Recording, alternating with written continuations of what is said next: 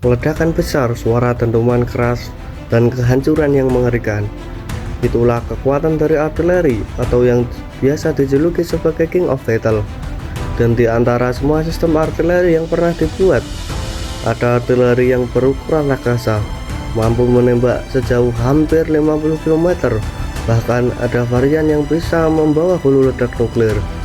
Artileri itulah yang akan kita bahas pada video ini, yaitu artileri 2S7 Pion. Inilah raja perang dari timur. Pada akhir 1960-an hingga awal 1970-an, pada saat itu dunia sedang tegang karena dalam keadaan perang dingin. Soviet dan NATO bersaing dalam segala aspek militer, termasuk artileri. Artileri howitzer yang ada di layanan Soviet pada saat itu, seperti artileri D-30 yang berkaliber 122 mm atau artileri 152 mm lainnya, dianggap kurang kuat untuk menghancurkan bangker beton, pangkalan udara, atau infrastruktur strategis musuh lainnya. Soviet merasa butuh artileri dengan kaliber besar, jangkauan yang jauh, dan mobilitas yang tinggi agar bisa segera berpindah setelah menembak, untuk menghindari serangan balik udara atau kontra artileri NATO. Inilah yang mendorong lahirnya proyek 2S7 Pion. Pion dibuat dengan kaliber sebesar 203 mm. Dengan kaliber monster tersebut, ia mampu menjangkau musuh sampai jarak 37 km dengan peluru konvensional.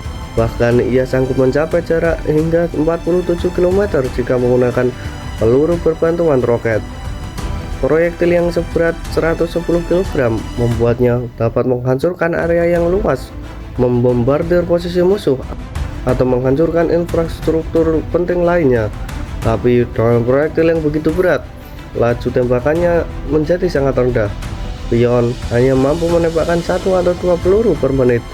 Untuk mengatasi hal itu, Soviet membuat varian artileri ini yang dapat menembakkan proyektil berhulu ledak nuklir, meski dengan penggunaan yang terbatas dan kontrol yang sangat ketat.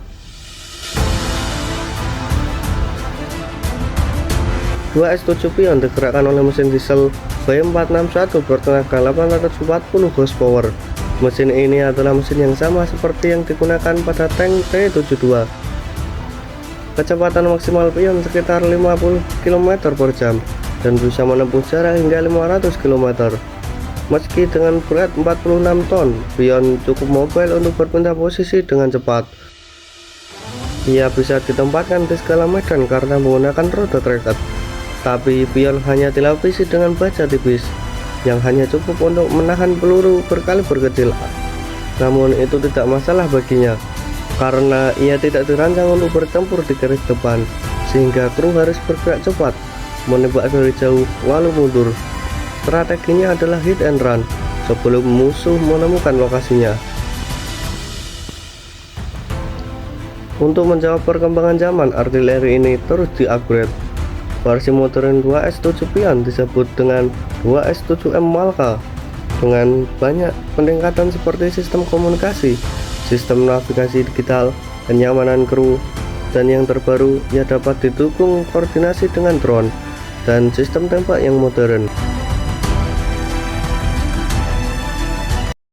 Karena efektivitas biayanya, ia seringkali diandalkan sebagai penghancur posisi musuh. Karena itu, Pion sudah banyak menelan asam manis pertempuran. Ia terlibat dalam banyak perang seperti Perang Afghanistan Soviet, Perang Chechnya, Perang Nagorno-Karabakh, dan yang terbaru adalah Perang Rusia-Ukraina. Dalam perang ini, kedua belah pihak sangat masif menggunakan sistem ini. Karena dibandingkan dengan rudal presisi tinggi, artileri sangat efisien dalam segi biaya dan sangat efektif untuk perang yang berlarut-larut seperti perang Rusia-Ukraina ini. Di saat militer dunia mulai beralih ke drone FPV atau drone kamikaze, artileri masih sangat relevan untuk digunakan. Ini adalah pengingat bahwa di dunia militer, kadang yang disebut tua bukan berarti usang. Kekuatan, jangkauan, dan efisiensinya masih relevan bahkan saat dunia sudah berubah ke sistem senjata canggih. Karena timah panas yang melesat dengan kecepatan yang tinggi dan ledakan yang besar akan tetap mematikan di zaman manapun. Seperti biasa kalau kalian suka dengan bahasa senjata tempur seperti ini, jangan lupa subscribe dan like videonya. Atau sekedar request senjata apa yang paling ingin kamu lihat di bahasan berikutnya. Terima kasih sudah menonton, sampai jumpa di konten selanjutnya.